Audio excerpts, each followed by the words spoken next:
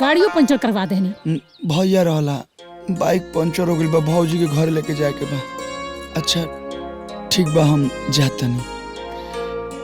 हम तो कहता नहीं भाभी के बता दे। अरे गलती से नहीं तो हल्का मचेबू का।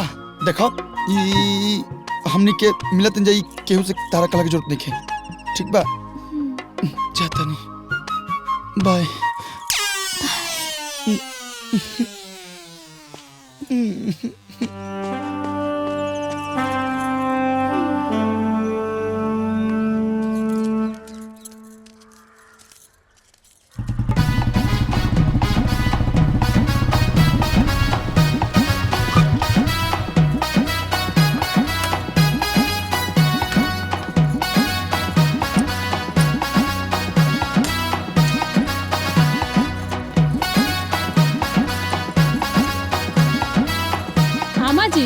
लोग साँचे कहेला कि 100 चूहा खा के बिलाई भइली भगतिन।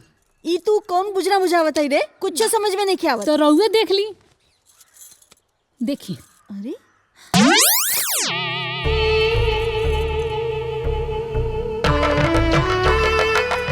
बाबूजी ये ले, रउए देखी। ऐसा चोरी करता है कि खुदा भी नहीं जानता है। कुछ लोग समझत होई कि हम जौन करते हैं तो केहू जानते नहीं। ए भाभी तनी हमरो के दिखाई केकर फोटो हा? दी बाबूजी।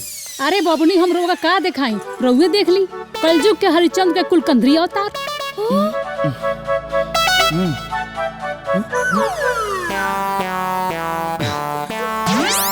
अरे तू लोग ऐसे हमरा का देखो? तुम कौन बात बका? तुम देखो ये फोटो ये हमरा के। हाँ हाँ काहे ना, रउआ के दिखावल तो बहुत जरूरी बा। ये ली देखी देखी। करे ते तो बड़ा खिलक्कड़ बाड़े। कैसन मुँह चुनिया चुनिया के फोटो खिंचवले बड़े रे? हाँ? अरे तो होसे का भाई, हमार बियाह तय करे सुनो होके के बा तो फोटो खिंचवा ले।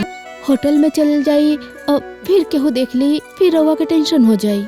हाँ इहो बतिया सही है बा। चली ना एक सेल्फी लिहल जाओ। तलीना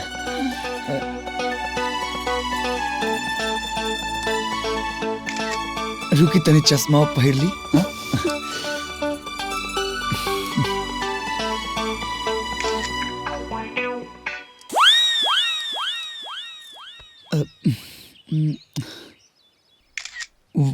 वैसे माजा नहीं खे आवत।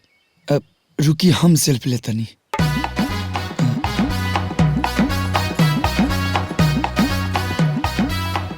तनी पास आई ना।